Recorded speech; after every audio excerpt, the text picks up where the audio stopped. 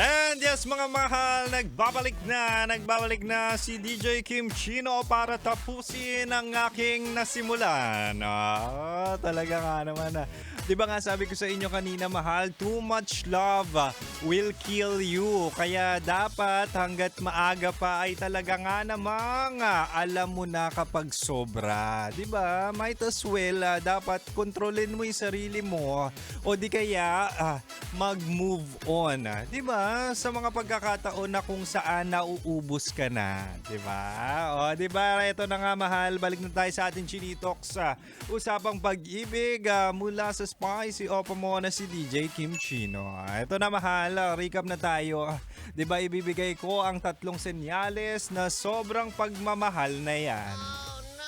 'Di ba kapag sinabi natin sobra, masama. Kapag sinabi natin sobra, hindi natin magugustuhan ang mga outcomes. 'Di ba? Ikaw ang talo diyan kapag sobra. Kaya sinasabi ko sa iyo, tama lang na nakikinig ka. Ito na mahal, recap tayo. Sabi ko kanina una, sobrang love na yan kapag siya na ang ginawa mong mundo. To the point na lahat na lang kailangan may permiso niya. Ano pa ba, nakabase yung oras at pati plano mo dun sa tao. Nawawala na yung hobbies mo, nawawalan ka na ng oras din sa kaibigan mo. At laging siya na lang ang nasusunod. At yung atensyon mo ay laging nasa kanya na lang. Naku, sinasabi ko sa inyo, yung mga taong ginagawang mundo ang tao lang. Kayo rin ang mahihirapan kapag iniwan na kayo. Di ba? Aminin nyo, nabaliw-baliw ka nung iniwan ka ng ex mo, di ba? Nabaliw-baliw ka nung sinayang ka niya. Nabaliw-baliw ka nung nakahanap siya ng iba. Paano ginawa mong mundo? Ewan ko ba sa'yo ang rupok mo? Anyway, mahal, pangalawa, sabi ko rin kanina, sobrang love na yan kapag tinatanggap mo kahit masakit.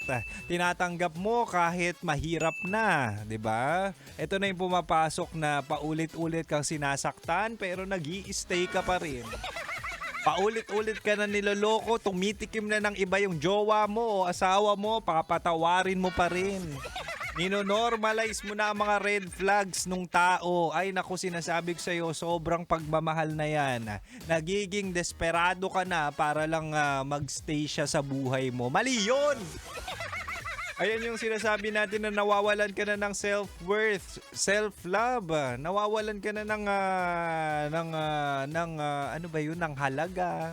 At minsan, sabi nga sa kanta, binabasura ng iba ang siyang pinapangarap ko. So definitely, marahil sinasaktan ka niyan, marahil pinagpalit ka niyan, pero meron pa ring tao na makaka-appreciate sa worth mo. Maghanap-hanap ka lang or malay mo, napapakinggan mo na. Anyway, ang pangatlo at panghuli ay sinasabi ko sa iyo, sobrang love na yan kapag ang pagmamahal mo sa kanya ay sobra-sobra to the point na ikaw ay hindi mo nakilala. Ito yung sinasabi natin na hindi mo nakilala yung sarili mo sa sobrang gusto mong magbago.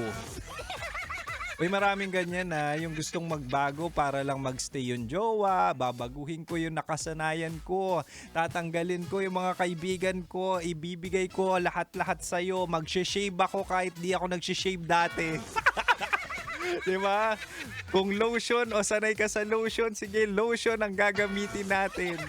Lotion ang gagamitin kapag magsiswimming. Diba? Imbis sa sunblock, kayo talaga. Yun na naman tayo. And then minsan kasi mahal, kapag hindi mo nakilala yung sarili mo, hindi mo na alam kung ano yung gusto mo at hindi mo na alam kung paano magdesisyon bilang tao. Diba? Kaya wag, sana hindi kayo mapunta sa ganyang pag-ibig.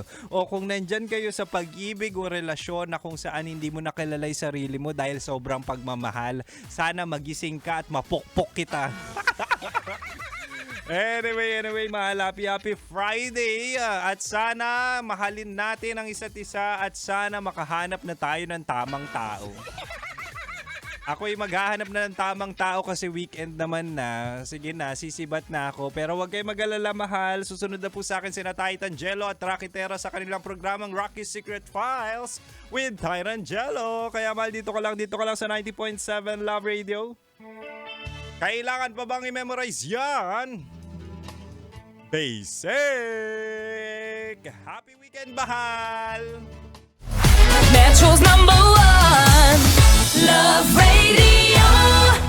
Basic!